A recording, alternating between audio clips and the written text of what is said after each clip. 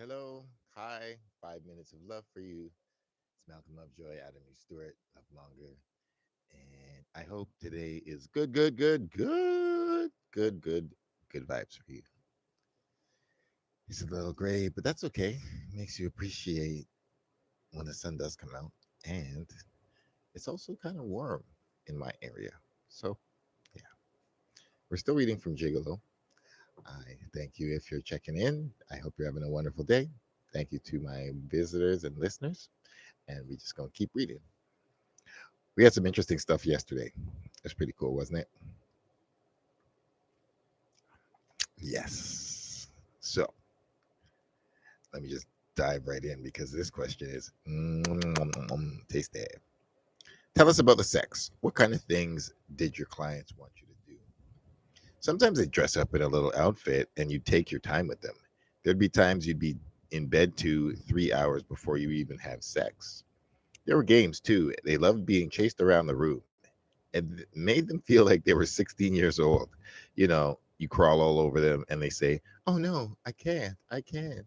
I say, "Please, baby, please." Sensuality goes beyond the body, I think. Think. It's the look, the touch, the chemistry of the minds. Chemistry of the minds. I like that.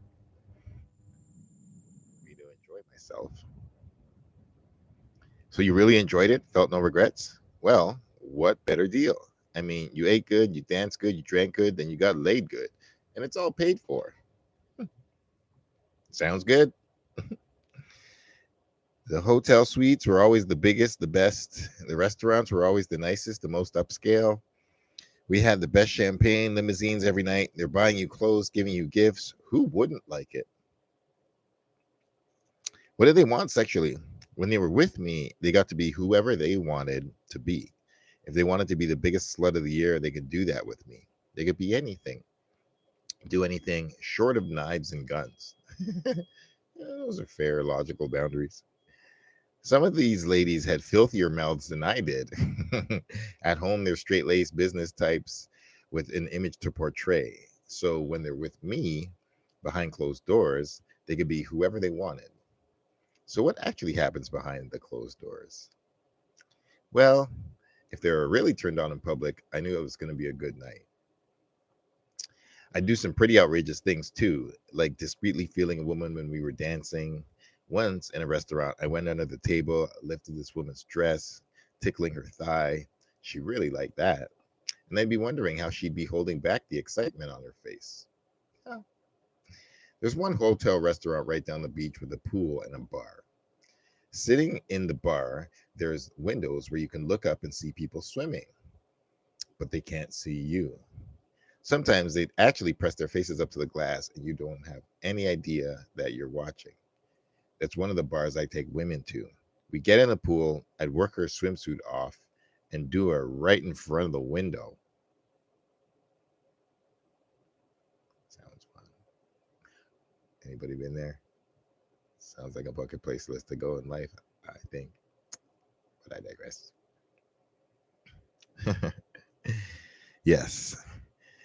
She'd be look. I'd take her swimsuit off and do her right in front of the window.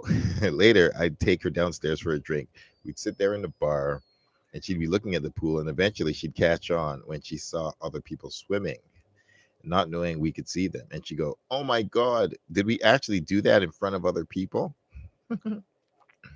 I did that a lot because I believe most people secretly want to be an exhibitionist. This is the way of making that fantasy come true for them. Did the women ever feel inhibited? When you're paying and you're lusty, it doesn't make a whole lot of sense to be inhibited.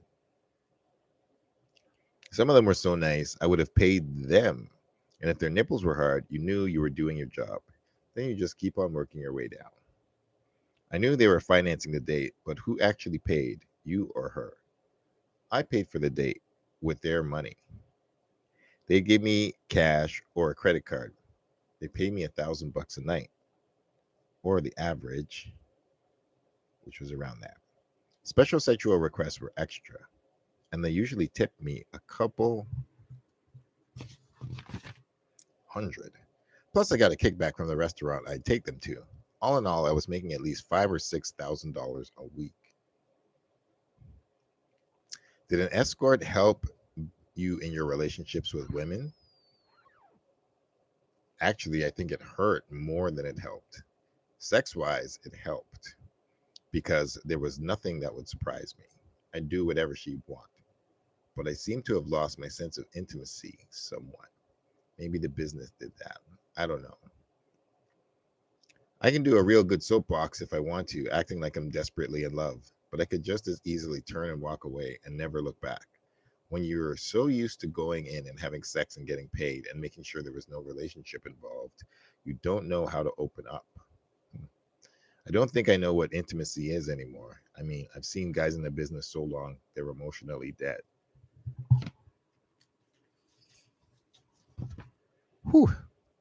So, I mean, I'm really trying to give 5 minutes of love in these things, and sometimes it gets a little rough, but I can't deny if you don't know how to handle the darkness, it's going to be unfortunate when sunset comes because the light in love does not last forever, perpetual, eternal. It goes away and it comes back, and it goes away and it comes back. So I do love for you. I love you and I care for you and I do have love for you. But I don't have darkness for you, but I have hope that you can have the strength and find the motivation and inspiration to carry you through your own darkness, the darkness that other people bring to your love. Okay. Keep love alive.